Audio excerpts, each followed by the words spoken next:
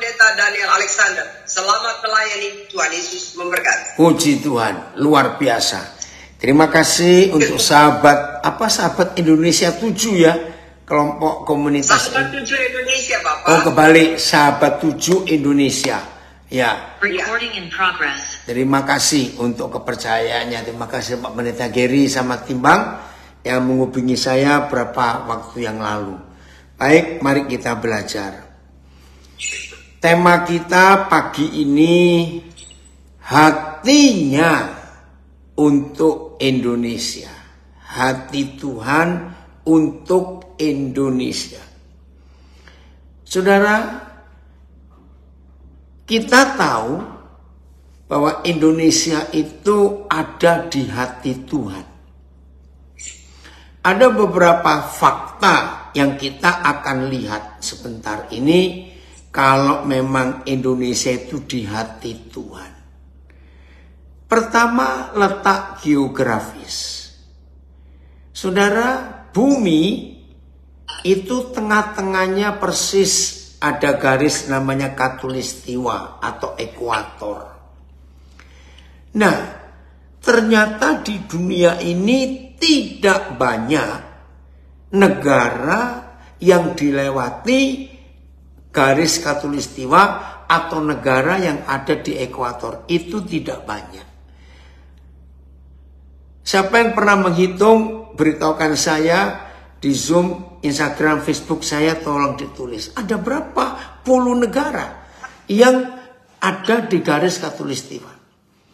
Nah, dari semua negara yang ada di garis khatulistiwa, maka Indonesia itu negara besar satu-satunya dibandingkan yang lain yang ada di khatulistiwa ini. Nah, apa pentingnya di tengah-tengah ya antara bagian utara bumi dan bagian selatan bumi? Wah, ini luar biasa. Strategis sekali. Indonesia ada di 3 lautan besar. Atlantik, Pasifik, dan lautan Hindia di bagian selatannya. Dan 3 lautan besar ini menghubungkan benua-benua yang ada di dunia. Hebat sekali. Indonesia secara letak strategis itu ada di Ring of Fire. Tahu istilah Ring of Fire? Yaitu gugusan gunung-gunung berapi. Nah, Jepang itu banyak, lalu Filipina, ya. Tapi Indonesia ini negara yang paling banyak gunung berapinya. Oh, ada yang sudah nulis. Ada 13 negara yang dilewati garis khatulistiwa. Saya harus baca ini ya. 1 Ekuador, 2 Brasil, 3 Kolombia, 4 Gabon, 5 Sao Tome, 6 Principe, Sao Tome dan Principe 1 negara, lalu yang ke-7 Republik Demokratik Kongo, ya Republik Kongo, Uganda, Somalia, Kenya, Maladewa, Indonesia dan Kiribati. Wah, terima kasih Pak Filipus, bisa cepat sekali. Bayangkan dari 270-an negara di dunia, hanya 13 yang ada di khatulistiwa, dan dari 13 negara ini Indonesia paling besar. Ya, nomor 2 Brasil, ya, cukup besar juga. Nah, apa manfaatnya Ring of Fire? Ya, apa manfaatnya jalur gunung berapi yang sangat ganas, menakutkan? Saudara, dampaknya itu besar. Negara-negara yang ada gunung berapinya itu pasti negara yang subur. Maka itu Indonesia ini suburnya luar biasa. Sudah terbukti ratusan tahun bagaimana kekayaan alam Indonesia, rempah-rempahnya memperkaya Eropa. Nah, saingan Indonesia itu India soal rempah-rempah. Betul, ada yang nulisin lagi. Nah, waktu Gajah Mada menjadi, kalau saya pakai istilah sekarang, presidennya Nusantara, ini karena orang hebat. Maka ada istilah dalam bahasa Jawa untuk Nusantara ini.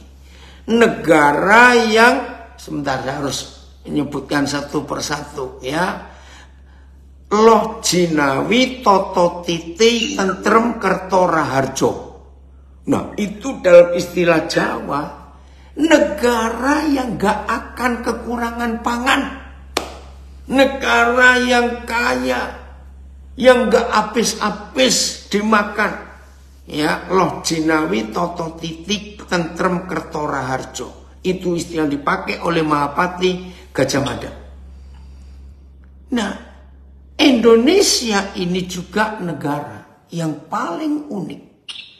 Saudara, kalau kita baca di kitab Wahyu, ya, pasal 5 ayat yang ke-10, di situ ada 4 kata yang dipakai oleh Tuhan Yesus memberikan pewahyuannya. Ya, coba kita lihat dulu Wahyu 5 ayat 10. Wah, hebat sekali.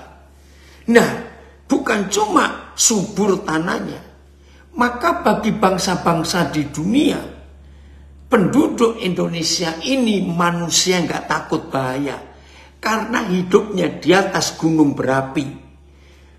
Jadi istilah saya ya, tanpa Tuhan pun orang Indonesia itu sudah hebat, gak perlu takut dengan bahaya. Karena gunung berapinya, saudara bisa bayangkan. Ya, lihat itu dari ujung Sumatera. Kita lihat Bukit Barisan yang memanjang dari Aceh sampai ke Lampung. Hanya Kalimantan, ya, salah satu pulau yang gak ada gunung berapinya di Indonesia. 5, Wahyu 5 ayat 10. Maaf. Ada 4 istilah yang dipakai di sini yang kita akan melihat. Wahyu 5 ayat 10. Oke. Dan ini untuk Indonesia jelas sekali.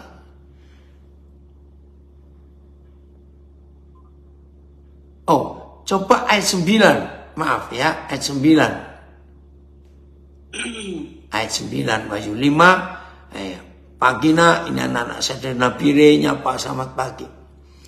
Dan mereka menyanyikan suatu nyanyian baru, katanya, engkau layak menerima gulungan kitab itu dan membuka meterai-meterainya, karena engkau telah disembelih dan dengan darahmu engkau telah membeli mereka bagi Tuhan satu dari tiap-tiap suku, 2 dari tiap-tiap bahasa, 3 dari tiap-tiap kaum, 4 dari tiap-tiap bangsa. Saudara, jangan menganggap remeh 4 istilah ini, suku, bahasa, kaum, dan bangsa. Ini dahsyat sekali. Saya beri contoh. 3 negara. 1 Eropa.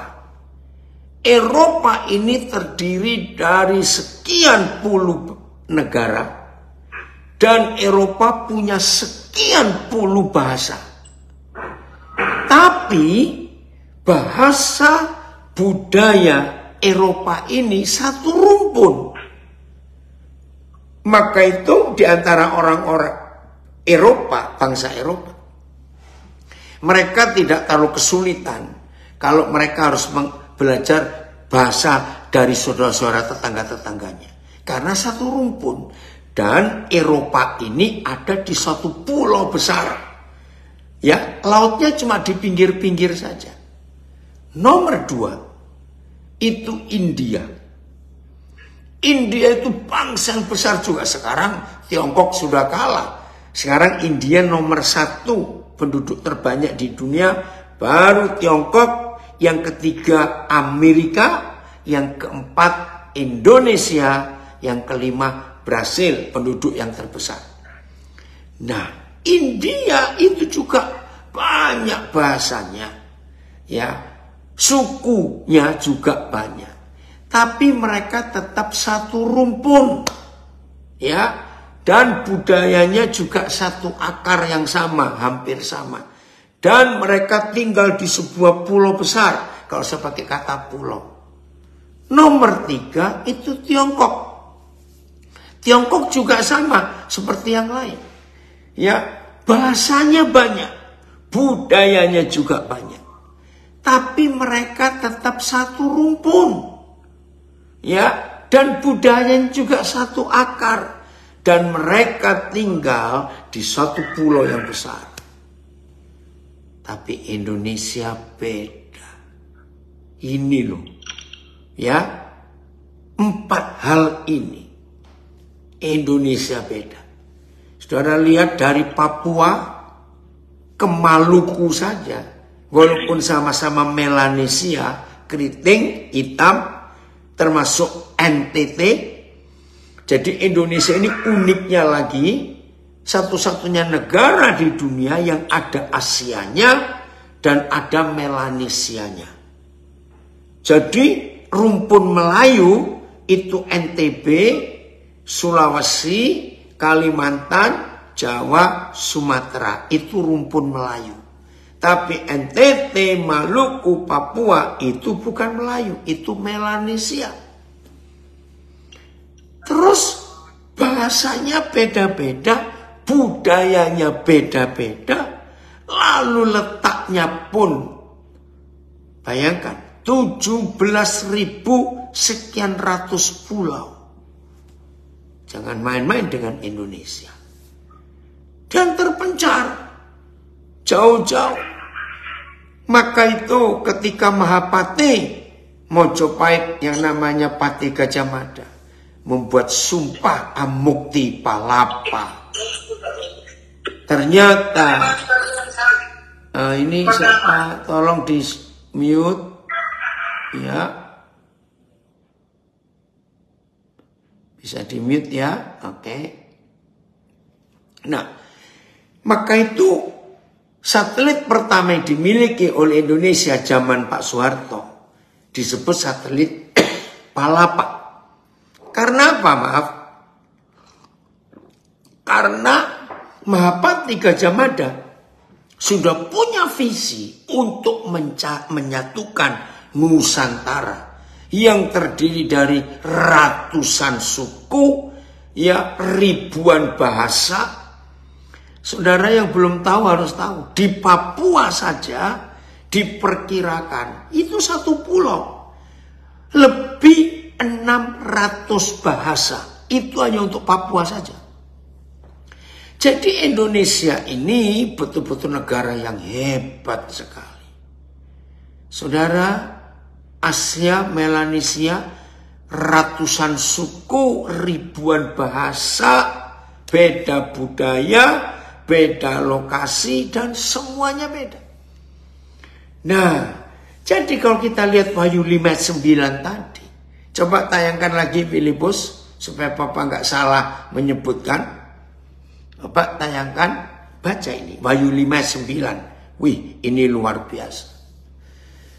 Dari tiap-tiap suku. Nah, iyalah Mas, itu baru Papua saja. Dan diperkirakan setiap tahun paling tidak ada 3 bahasa yang punah. Ya, dari mana saya punya data ini? Dari saudara kita di lembaga Kartidaya. Kartidaya ini lembaga Kristen khusus penterjemah Alkitab. Nah, mereka ini yang meneliti bahasa di Papua. Rata-rata ada 3 bahasa setiap tahun yang punah. Karena penuturnya sudah habis. Di Papua itu ada 1 bahasa yang penuturnya itu kira-kira cuma 40 orang. Bisa bayangkan hebatnya itu. Tiap-tiap suku. Lalu tiap-tiap bahasa. Suku dibedakan lagi dengan kaum. Ya, suku, bahasa, kaum, dan bangsa. Saya mulai dari belakang. Bangsa itu bangsa Indonesia. Kaum, contoh, Jawa. Kalau saudara nyebut Jawa, itu nggak bisa disamakan semua di Pulau Jawa itu orang Jawa. Tidak. Buktinya, lihat itu, jangan marah ya. Orang Jakarta, orang Sunda. Itu tidak pernah ngakui kalau mereka tinggal di Jawa. Karena kalau ada orang Jakarta, ada orang Sunda, mau ke Jogja, mau ke Semarang, mau ke Surabaya, pasti bilang kami mau ke Jawa. Ya itu lucu. Nah kalau ditanya, lah saudara tinggal di mana? Tinggal di Pulau Jawa. Tapi ini bukan Jawa. Ya terserahlah. Nah itu istilah mereka. Jadi bangsanya Indonesia, tapi kaumnya. Jadi nyebut Jawa, ada Jawa Osing, itu paling ujung Banyuwangi. Ya, ada Jawa Tengger, itu sisa-sisa kerajaan Mojopahit yang ditaklukkan Islam dari Hindu. Mereka yang tinggal di Pulau Jawa ada di pegunungan Tengger, Bromo. Lalu yang lari keluar Jawa, mereka lari ke Pulau Bali. Jadi Hindu Bali dengan Hindu India itu beda. Hindu Bali dengan Hindu Jawa Tengger itu beda lagi. Jadi kalau ingin tahu peradaban Majapahit, itulah Jawa Tengger dan orang Bali. Ada lagi Jawa Banyumasan. Ya, ada lagi Jawa Solo, Jawa Cilacap. Beda. Jawa Purbalingga beda. Begitu pula Batak. Kaumnya banyak, sukunya Batak. Sebutan apa saja, Karo, Toba, Mandailing, Pak-Pak. Ya, apalagi saya nggak bisa nyebut satu-satu. Begitu pula Dayak.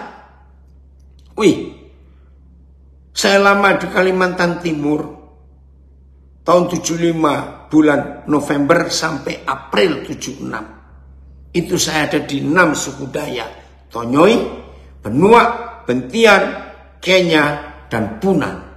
Beda semua bahasanya, beda semua budayanya. Kalimantan Barat, Dayak mana? Ada Ahe, ada Bekati, ada apa lagi saya nggak hafal. Lihat orang Riau, masih ditanya Riau yang mana? Ada Riau daratan, ada Riau kepulauan. Wih saudara, kalau ngomongin bangsa kita ini nggak habis-habis. Dahsyat Tuhan kita. Maluku juga beda bahasanya. Antara kei besar dan kei kecil itu satu gugusan di Maluku Tenggara.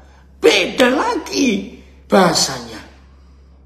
Belum lagi yang Maluku Saparua, ya, yang Maluku Tobelo, ya, Maluku Utara, Halmahera, beda lagi. Woi, dahsyat Indonesia ini. Harap ngerti. Jadi bangsanya bangsa Indonesia, sukunya suku apa, dari tiap suku masih dibagi kaum dan bahasa. Sudah, pokoknya cari sendiri. Nah, bagi yang belum tahu, padahal seorang orang Indonesia, kagumi ini. Hebat sekali. Nah, kembali ke ayat 9, Wahyu 5. Ini iman kita. Terima kasih. Terima kasih. Nah, ini untuk penginjilan. Menyelamatkan Indonesia, bukan mengkristenkan Indonesia. Bedakan. Cukup pakai satu ayat ini saja. Dan ini iman saya sejak tahun 70-an tentang Indonesia. Ya. Dan mereka menyanyikan suatu nyanyian baru katanya. Yesus, anak domba, engkau layak menerima gulungan kitab itu dan membuka meterai-meterainya. Karena engkau telah disembelih sebagai korban dan dengan darahmu engkau telah, baca, bukan akan, engkau telah. Wih, ini luar biasa. Telah apa? Telah membeli mereka bagi Yahweh Tuhan dari tiap-tiap suku, bahasa, kaum, dan bangsa. Saudara, Sampai suatu hari tahun 70-an, saya mendapat kisah yang luar biasa, ya, di Kalimantan Timur, Sungai Mahakam, gara-gara ayat ini. Kisahnya begini. Tahun itu masih susah alat transportasi, ya. Lalu ada pengusaha dari Samarinda masih hidup, walaupun sudah uzur, ya, namanya Pak Halim di Samarinda, membelikan sebuah sepeda motor untuk seorang hamba Tuhan di pedalaman Sungai Mahakam, kalau sekarang Kabupaten Kutai Barat. Nah, saya kenal pendeta itu, saya kenal juga Pak Halim ini. Suatu hari tahun 81, kalau tidak 182, saya lupa. Balik lagi saya ke pedalaman itu bersama Pak Halim di satu desa. Kami sampai. Terus Pak Halim ini saya ngeliat, kok muterin rumah pendeta ini kenapa? Saya tanya, Pak Halim, nyari apa? Saya nyari motor. Maksudnya, loh, 2 tahun lalu saya itu belikan pendeta ini motor. Terus saya bilang, ya tanya saja toh. Gak enak ah. Loh, akhirnya saya yang tanya, Pak, 2 tahun lalu Bapak diberikan motornya oleh Pak Halim. Katanya, nah ini loh, maksudnya, ya katanya saya diberikan motor. Nah Pak Halim dengar itu, teriak dia. Loh kok katanya? Saya kan sudah kirim kwitansi lunas. Itu tahun itu belum ada istilah kredit motor. Harus beli lunas. Oh iya, saya dapat kwitansi itu. Dengar saudara, ini kisah nyata. Dia masuk, pendeta ini, ke dalam kamarnya. Ini kwitansinya masih ada. Saudara dengar, ini kisah nyata ini. Pak Halimnya itu yang mau marah, yang mau tertawa. Loh, kenapa nggak diambil motor ini? Loh, saya tidak tahu. Katanya motor. Saya cuma dapat kertas ini. Saudara maaf, ini orang pedalaman. Saya tertawa ngakak, saudara. Pak Halim gak jadi marah, lihat saya tertawa. Itu bukti saya sudah bayar. Nah masalahnya saudara, waktu itu dari Samarinda untuk bawa motor ke pedalaman itu harus naik taksi air namanya, taksi sungai. Itu perjalanan paling cepat 18 jam. Baru nyampe ke Melak. Nah dari Melak untuk ke kampung Mencimai dekat Barong Tongkok di tempat pendeta itu harus dinaikin lagi. Kalau jalan kaki masih 3-4 jam zaman itu. Jadi Pak Halim ini pengusaha ini nggak mau repot, jadi cuma kirim kwitansinya. Nah Pak Halim juga mikir ini dealernya kurang ajar juga. Kenapa barang sudah lunas kok tidak diberitahu kalau belum diambil? Seandainya dia lapor, saya akan cek. Saudara, pendeta ini baru sadar, oh ini sudah lunas toh. Dalam hati saya, ampun, 2 tahun kamu tersiksa, jalan kaki kemana-mana, padahal sudah punya motor. Begitu selesai diskusi, Wahyu 5:9 yang muncul di roh saya. Kalau begitu penginjilan itu gak pernah susah. Sebab sudah dibeli oleh anak domba yang tersembelih. Dan harganya lunas dibayar oleh darah Yesus. Masalahnya banyak gereja Oon dan Bloon tidak pernah tahu bahwa salib Golgota itu kwitansi lunas untuk tiap-tiap suku, tiap-tiap bahasa, tiap-tiap kaum dan tiap-tiap bangsa. Aminkan ini saudara. Maka itu sampai hari ini saya nggak pernah mengalami kesulitan dalam penginjilan. Karena saya tunjukkan surat lunas ini kwitansi kepada si kunyuk kurang ajar itu. Hei, sudah lunas. Berikan dia. Sudah dibeli. oleh anak domba itu. Wih, ini luar biasa. Nah, inilah Indonesia. Hal yang berikut, kita harus tahu konsep ini. Apakah kebetulan kalau Indonesia menjadi negara penduduk Islam terbesar di dunia? Ada rahasia yang luar biasa.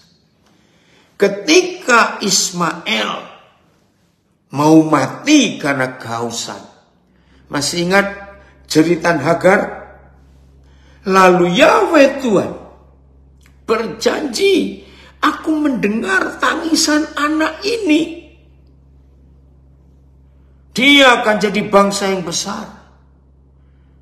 Jadi ketika Tuhan izinkan mereka menjadi terbesar di dunia, dan itu adalah saudara kita yang satu papa tapi lain mama, Tuhan sudah beli mereka juga.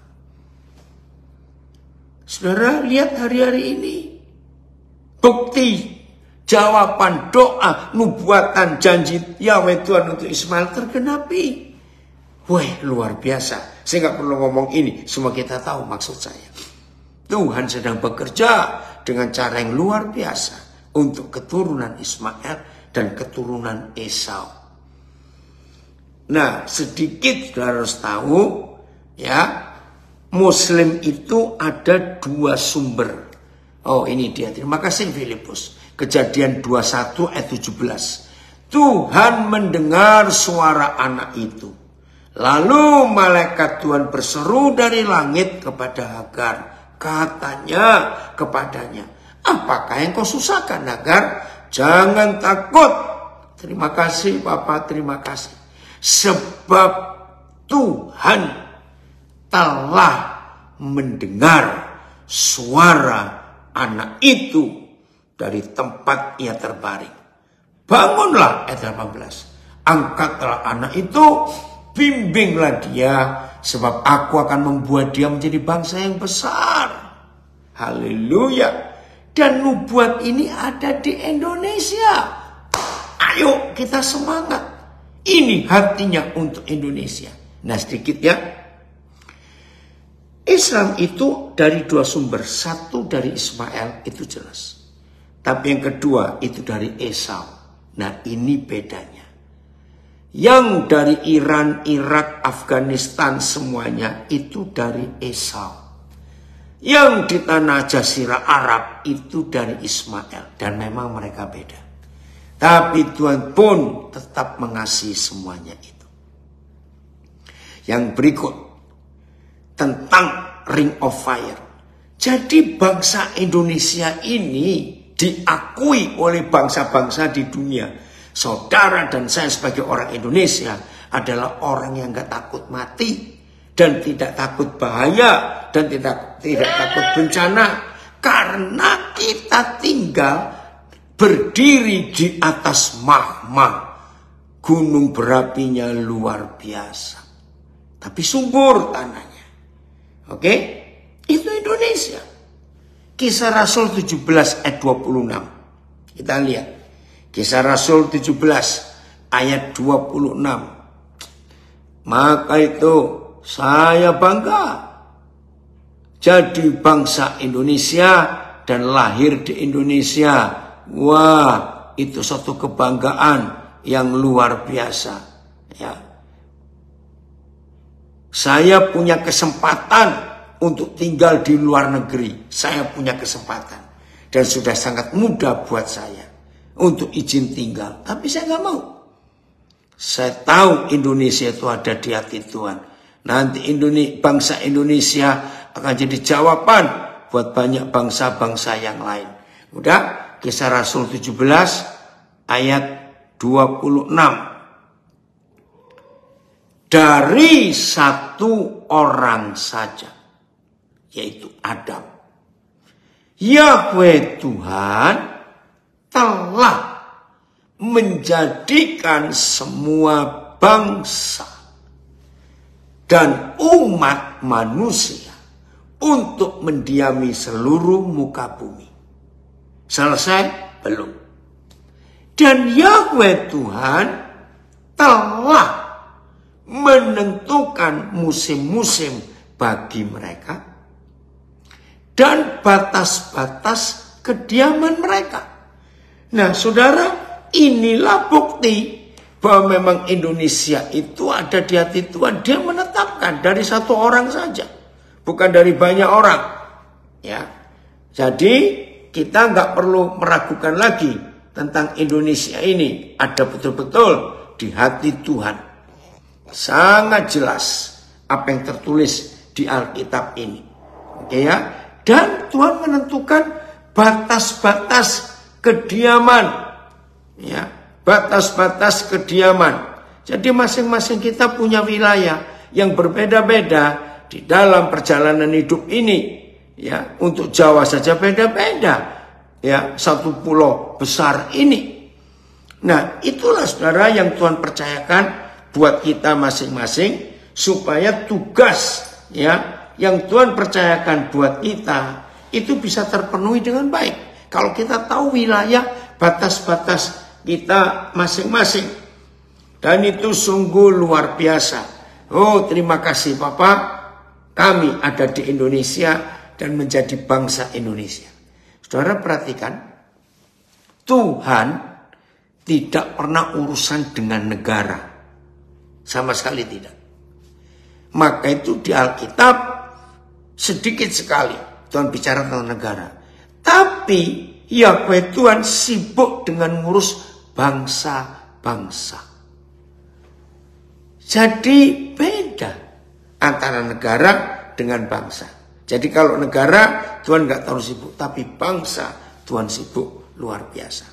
Nah, inilah fakta hidup bagaimana Tuhan itu bekerja lewat kehidupan kita dan kita ini jadi berkat buat banyak orang di dalam segala hal yang kita kerjakan.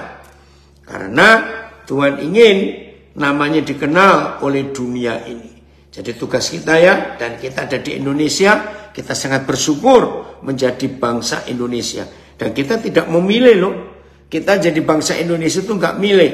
Maka itu nggak boleh rasialis di antara kita.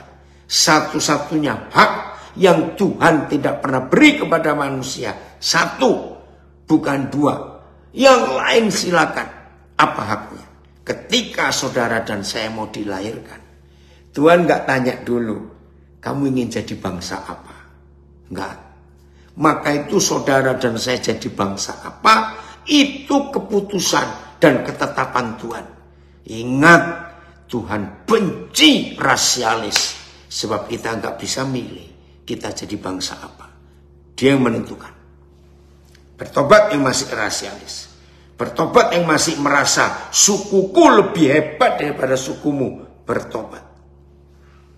Kalau tidak, saudara tidak akan berkenan di hadapan Tuhan. Betul ya anak, itu suara anak itu. Oke, jadi bertobat yang masih kesukuan. Ayo, kalau masih ada orang tua, papa, mama yang belum bertobat. Kalau anaknya Tuhan jodohkan dengan yang tidak sesuku dengan kamu. Dan kamu murka. Celakalah kamu kalau masih mengaku anak Tuhan. Engkau rasialis. Yang sangat dibenci oleh Tuhan. Jangan sombong dengan suku kita atau bangsa apa. Itu hak Tuhan untuk menentukannya. Maaf kalau ada yang tersinggung, ya berarti saudara yang tersinggung itu yang perlu bertobat. Gitu saja buat saya. Jadi Indonesia ini nanti akan dikenal. Dan dari Indonesia Tuhan akan bekerja luar biasa. Lanjut, Yesaya 49. Ayo, Yesaya 49. Kita lanjutkan. Ayat 1 mulai. Yesaya 49 ayat 1. Wih, betapa hebatnya Tuhan kita ini. Jadi yang masih kesukuan bertobat ya. Ya. Banyak nak. Enggak cuma di satu tempat. Di banyak tempat juga masih banyak. Sedih. Saya selalu ngajarkan ini, maaf ya. Sampai kapan gereja pun bertobat. Kenapa sampai hari ini masih terjadi?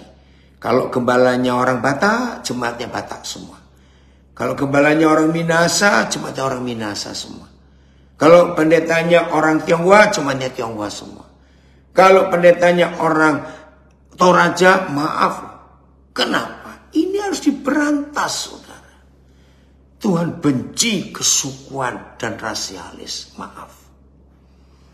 Oke, Yesaya 49 ayat 1. Judulnya menarik. Hamba Yahweh sebagai terang di tengah-tengah segala bangsa. Dengarkanlah aku, hai pulau-pulau. Saudara, tahu nggak? Indonesia ini negara kepulauan yang terbesar nomor 2 di dunia. Nomor 1 itu Kanada. Tapi banyak kosongnya, ya. Kanada yang begitu besar, penduduknya hanya puluhan juta, nggak sampai ratusan juta. Yang ketiga, itu Filipina. Baru saya lupa negara mana lagi yang pulaunya paling banyak. Saya ulangi lagi. Jadi Yesaya 49 ini jelas untuk Indonesia. Dengarkanlah aku, hai pulau-pulau. Oh, terima kasih Bapak. Engkau berfirman memanggil semua penduduk pulau-pulau. Perhatikanlah, hai bangsa-bangsa yang jauh. Yahweh telah memanggil aku sejak dari kandungan. Telah menyebut aku sejak dari perut ibuku. Jadi saudara dan saya itu yang lahir dan jadi bangsa Indonesia. Itu punya tugas sebagai hamba Yahweh. Lalu kita menyerukan suaranya ke pulau-pulau, ke tempat-tempat yang jauh. Lihat ayat 2. Kita sudah ditetapkan sejak kita masih dalam kandungan ibu. Ayat 2. Yahweh telah, bukan akan, membuat mulutku sebagai pedang yang tajam. Dan membuat aku berlindung dalam naungan tangannya. Weh, terima kasih. Yahweh telah membuat aku menjadi anak panah yang runcing. Dan menyembunyikan aku dalam tabung panahnya. Haleluya. Ia berfirman kepadaku, kepada saudara dan saya, engkau adalah hambaku Israel, dan olehmu, oleh saudara dan saya, aku, kata Yahweh, akan menyatakan keagunganku.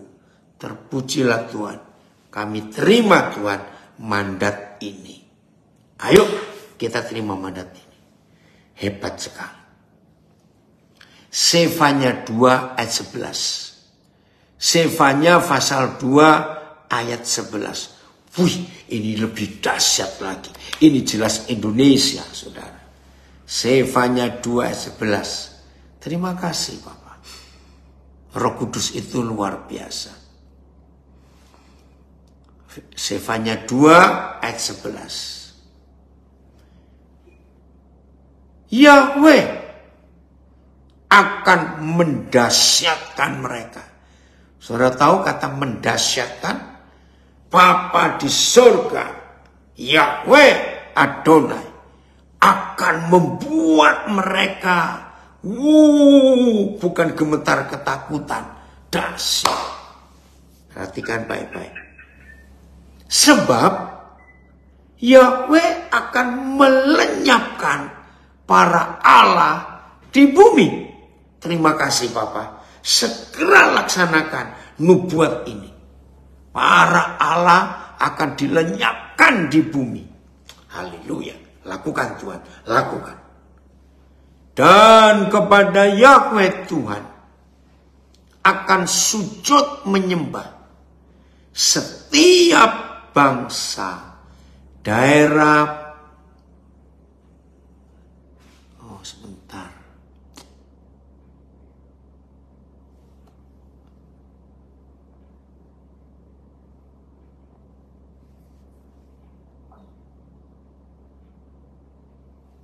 Maaf ya, ini ternyata ada masalah di Instagram saya. Bentar, saya harus Bentar ya.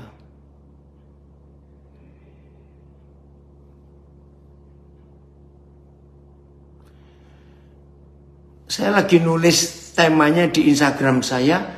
Tadi ini komunitas apa namanya, Pak Geri? Sahabat 7 apa? Ya, Sahabat 7 Indonesia. Ya, oke, sebentar ya. Sahabat 7 Indonesia.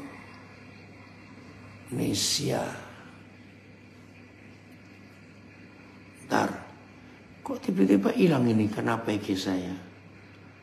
Hatinya untuk Indonesia. Maaf ya sebentar ya, di Facebook juga yang rekaman audio. Sabar dulu, saya harus nulis ini. 11.823.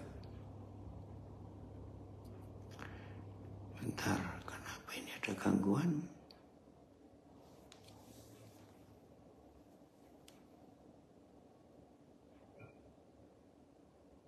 Oke, saya lanjutkan. Aduh, nggak bisa juga.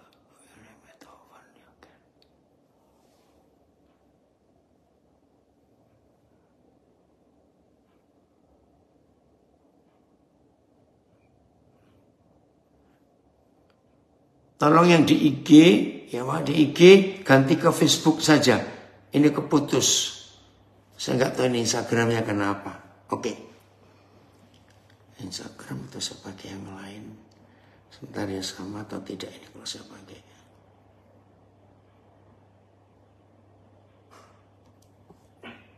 Bentar.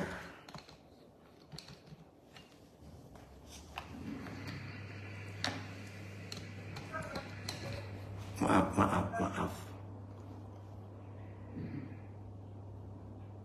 Coba. Tuhan tolong Tuhan supaya, nggak bisa juga. Ya udah, maaf Instagram nggak bisa ya. Oke, ya udah, saya lanjutkan. Masih sifatnya 2 ayat 11. Yahweh akan mendahsyatkan mereka, sebab Yahweh akan melenyapkan para Allah di bumi. Nah ini nggak main-main kalau sudah begitu, saudara. Ya, akan dilenyapkan. Maka itu saya bilang, Tuhan cepat laksanakan ini, cepat. Nah terus, dan kepadanya akan sujud menyembah, ya, setiap bangsa daerah pesisir. Saya nggak bisa bicara secara jelas tentang istilah pesisir. Tapi saya minta dengan hikmat semua kita mengerti. Saudara kita yang mayoritas itu, mereka selalu menguasai pesisir. Yang ngerti maksud saya? Nah, 100% daerah pesisir artinya semua pantai, di semua pulau, di semua pantai di negara Kesatuan Republik Indonesia ini. Ketika Yahweh Tuhan membuat kedahsyatan untuk mereka dan melenyapkan para dewa dan Allah mereka, di situ mereka akan sujud menyembah. Haleluya. Masing-masing dari tempatnya. Ayat Yahweh akan membuat mereka ketakutan, sebab Dia akan melenyapkan semua ilah di bumi. Semua akan menyembah kepadanya, setiap orang dari negerinya masing-masing, segala bangsa, daerah pesisir. Haleluya. Terima kasih. Ini Indonesia yang sudah ada di nubuatan perjanjian lama. Maka itu bersyukur kalau kita bisa terpilih jadi bangsa Indonesia. Nah, seandainya masih ada yang menyesal, kenapa aku jadi orang Indonesia, kok nggak jadi orang Israel atau orang Amerika? Hari ini saudara tahu jawabannya. Bersyukur, Tuhan itu luar biasa. Terima kasih Tuhan untuk itu. Nah, saudara, jadi ke depan ini kita akan lihat Indonesia itu luar biasa di hati Tuhan. Sangat luar biasa. Hebat sekali. Rencana Tuhan yang dahsyat akan digenapi. Apalagi 10 tahun ini Tuhan kirim seorang yang kurus krempeng, yang dikatakan pelongo-pelongo. Tapi dunia segan kepada yang satu ini. Itulah presiden kita, Bapak Joko Widodo. Bersyukur betapa dahsyatnya Tuhan. Dan Tuhan akan melanjutkan kepemimpinannya ini. Ya, itulah yang dicintai oleh Tuhan. Oh, ada yang saksi. Saya pernah bertanya-tanya, kenapa saya jadi orang Indonesia? Ternyata hari ini dapat jawaban. Puji Tuhan Yesus. Haleluya. Betul. Kita bersyukur bisa jadi bangsa Indonesia yang akan membuat sejarah nanti ini, saudara, ke dunia. Dan lihat terakhir, ya terakhir ini bukan terakhir, saya mau share nanti. Ternyata kekayaan tambang mineral, kekayaan alam Indonesia ini, yang sebelum Presiden Joko Widodo kita diinjak, kita direndahkan oleh bangsa lain. Tapi sekarang kekayaan alam yang Tuhan simpan di perut Nusantara ini, hari-hari ini sedang dicari oleh dunia. Nikelnya terbesar di dunia, emasnya nomor 3 terbesar di dunia, kayu-kayu hutannya, lautnya, wah sudahlah, besar semuanya. Indonesia sedang jadi incaran buat yang lain. Nah, sekarang tugas kita bagaimana untuk, saya pakai istilah negara kita, bagaimana saudara dan saya bisa mengisi kemerdekaan yang diperjuangkan dengan berdarah-darah dan korban ribuan. Ya, bagaimana cara kita mengisinya? Ayo kita lihat ayat nomor 1 ini dulu. Yohanes 17 ayat 21. Ini ada 3, kita akan isi kemerdekaan Indonesia. Kita akan jadi jawaban buat Indonesia. Yohanes 17 ayat 21. Kita lihat ini Yohanes 17 ayat 21. Betul, ini yang dari Palu. Yahweh mendahsyatkan saat gempa ya di Palu. Sehingga mereka baik yang di pesisir dan yang bukan di pesisir mencari Tuhan bagi kemuliaannya. Betul. Nah, Roh Kudus urapi kami untuk mengerti hati Yesus ini. Dalam nama Yesus. Supaya mereka, itulah saudara dan saya sebagai gerejanya di Indonesia. Supaya murid-muridnya, gerejanya, mempelai perempuannya menjadi satu. Ini doa Yesus yang belum terjawab. Sama seperti engkau ya Bapa di dalam aku dan aku di dalam engkau.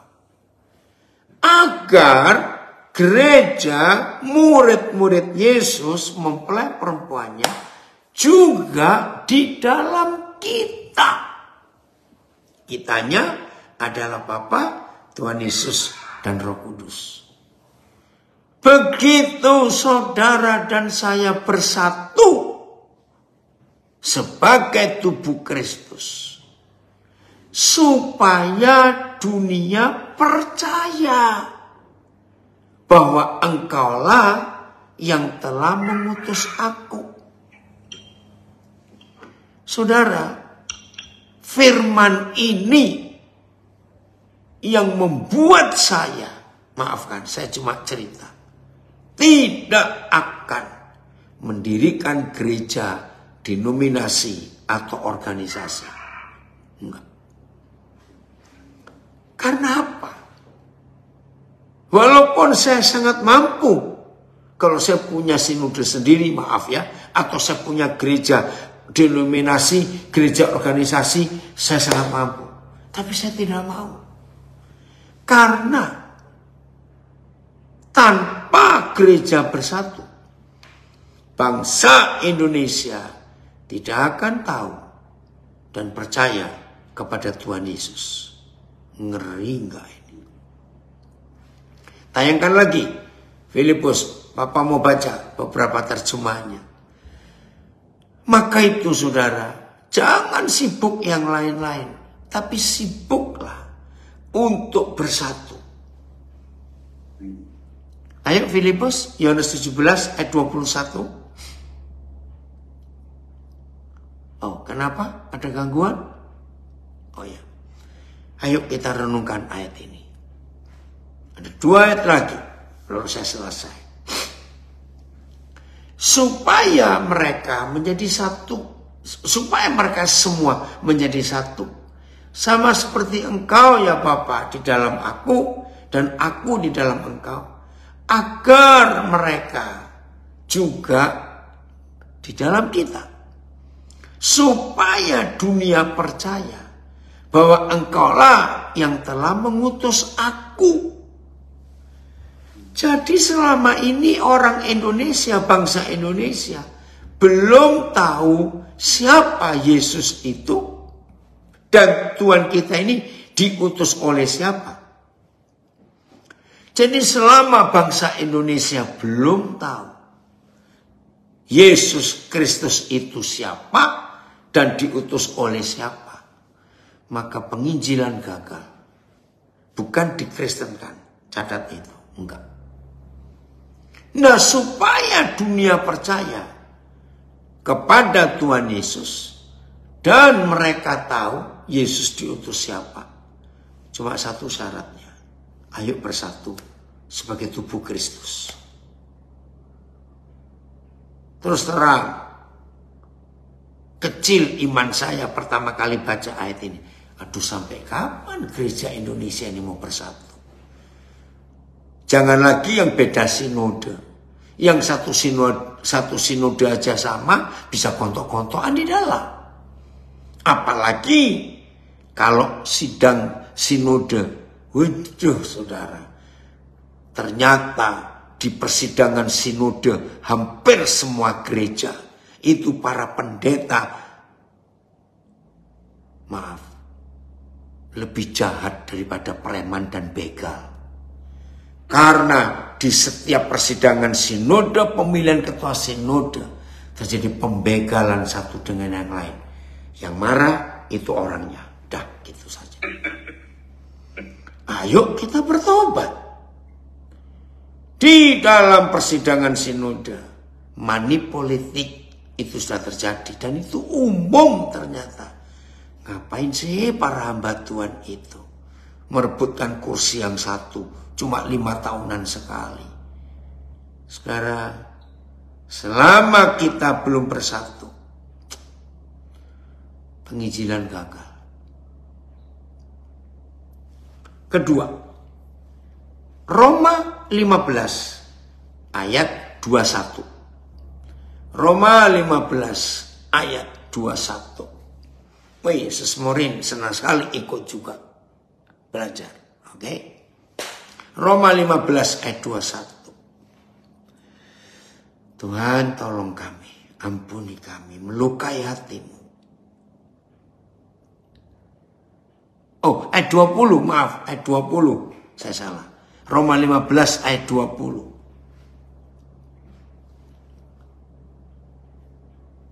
Oke.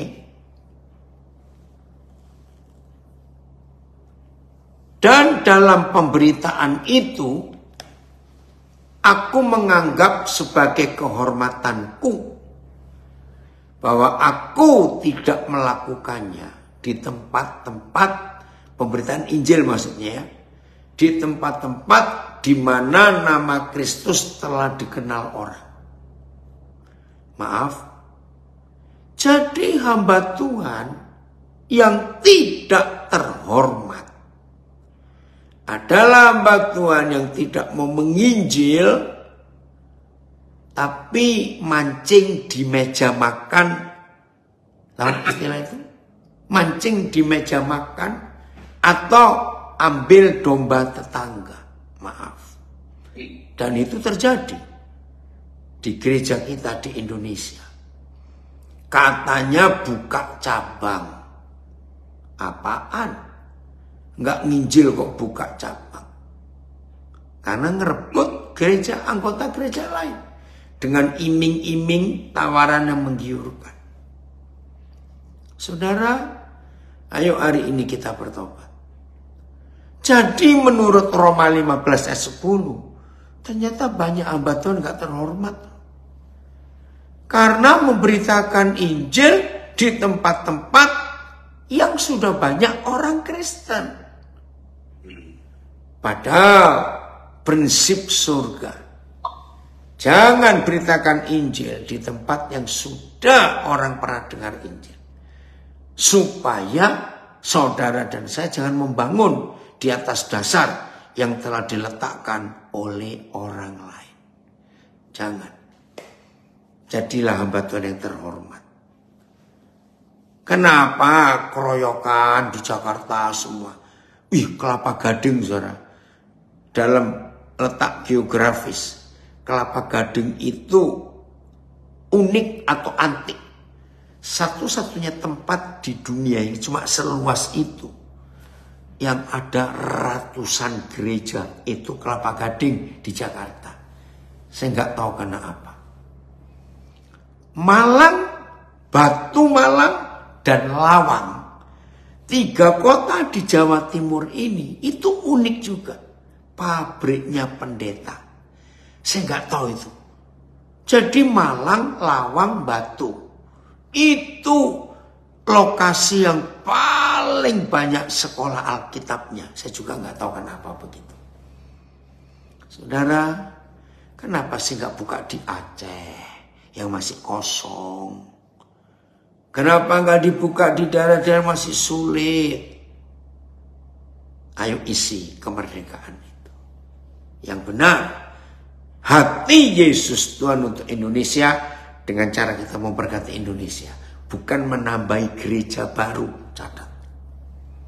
Yang terakhir, 1 Yohanes 3 ayat 16. Semua kita pasti mengenal Yohanes 3 16. Semua kita pasti kenal. Tapi ini 1 Yohanes 3 ayat 16. Ternyata ada beda. Nah, saudara yang ngaku Kristen, murid Yesus, tapi nggak hafal Yohanes 3:16, hafalkan dulu ya, awas. Tapi ini surat. Saya nggak tahu bagaimana para penulis Alkitab, penyusunnya angka, ayat, semuanya kok bisa pas. Ditulis oleh rasul yang sama, di angka pasal yang sama, angka 3, dan di angka ayat yang sama, ayat 16. Ternyata antara Yohanes 3:16 dan 1 Yohanes 3:16. Dahsyat. Ada perbedaan yang luar biasa. Demikianlah kita ketahui kasih Kristus. Nah, kita sudah tahu tuh kasih Kristus. Yaitu bahwa ia telah menyerahkan nyawanya untuk kita. Nah, ini Yohanes 3:16. Jadi kita pun wajib, bukan harus. Dalam bahasa Inggris pun bukan must, tapi ought to. Jadi kita pun wajib menyerahkan nyawa kita untuk saudara-saudara kita. Nah, maaf ya. Para pendoa syafaat, bertobatlah. Kalau doa saudara isinya begini, Tuhan selamatkan orang Sunda. Oh, Tuhan selamatkan orang Baduy. Tuhan selamatkan orang Madura. Oh, Tuhan selamatkan orang Melayu. Bertobat. Itu doa yang membuat Tuhan enak dan sakit perut, istilah saya. Jangan cari di Alkitab, nggak ada. Loh, kenapa? 2000 tahun yang lalu, waktu dia mau berangkat balik ke surga, dia perintahkan saudara dan saya, pergilah kamu ke seluruh dunia, beritakan Injil itu, dan jadikan sekalian bangsa muridku, lalu baptis dan seterusnya. Nah, yang memerintah kita akan datang sebentar lagi. Tapi yang terima perintah, merintah yang memberi perintah. Selamatkan, selamatkan. Saudara bertobat. Kalau antara gereja dengan Tuhan main perintah, lalu yang pergi siapa, goblok? Bertobat kita. Jadi jangan minta Tuhan selamatkan suku ini, selamatkan tetangga saya, selamatkan anak saya. Enggak bisa. Saudara dan saya yang harus mati untuk mereka. Serahkan nyawa ini. Itu yang benar. Hatinya untuk Indonesia. Bukan kita cuma doa. Maaf ya. Stop yang doa keliling, doakan tempat-tempat ibadah, pakai kencorotan minyak, anggur perjamuan, pakai banner bendera. Maaf ya saudara, itu gak ada di Alkitab. Jangan bertobat yang masih menggunakan cara-cara itu. Cari sampai robek di Alkitab saudara. Kata doa keliling itu gak ada. Tembok Yeriko bukan dikelilingi. Itu cuma untuk Yeriko saja. Tuhan gak pernah perintah untuk kita buat itu yang sama. Tidak. Yang diperintahkan adalah saudara dan saya wajib menyerahkan nyawa untuk yang belum diselamatkan. Sebab Tuhan Yesus hanya satu kali mati. Dan untuk yang sisa belum diselamatkan, kita gak bisa minta dia mati lagi. Saudara dan saya yang harus mati. Ini dia. Kenapa? Saya baca dulu pesannya Pak Geri. Oh, sesi kedua, ketiga. Silakan, tapi jangan sekarang ya. Ya, nanti jangan sekarang. Saya siap untuk melanjutkan topik ini. Lah, lalu apa itu menyerahkan nyawa? Bukan mati loh saudara. Kalau mati ya habis, Tuhan rugi. Lihat ayat 17-nya. Woi, ini caranya. Wajib menyerahkan nyawa untuk orang lain. Lihat ayat 17-nya. Masih 1 Yohanes 3, 17. Barang siapa mempunyai harta duniawi dan melihat saudaranya menderita kekurangan, tetapi menutup pintu hatinya terhadap saudaranya itu, bagaimanakah kasih Tuhan dapat tetap di dalam dirinya? Oh, saya baru tahu. Ternyata menyerahkan nyawa itu menyerahkan harta. Karena begini kata Tuhan Yesus. Sebab di mana ada hartamu, di situ ada nyawamu.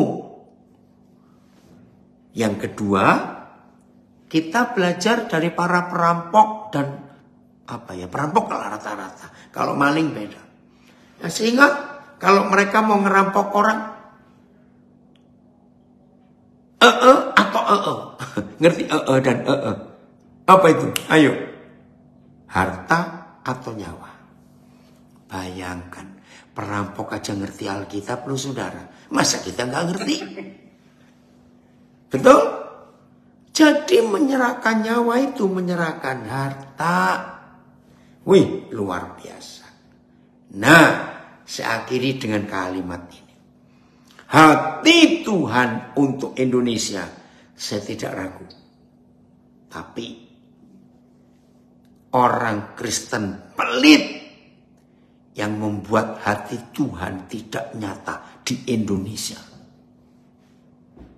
Apalagi pendoa-pendoa yang suka bentak-bentak Tuhan, yang suka unjuk-unjuk Tuhan, perintah dalam nama Yesus, Tuhan selamatkan. Ayo, stop.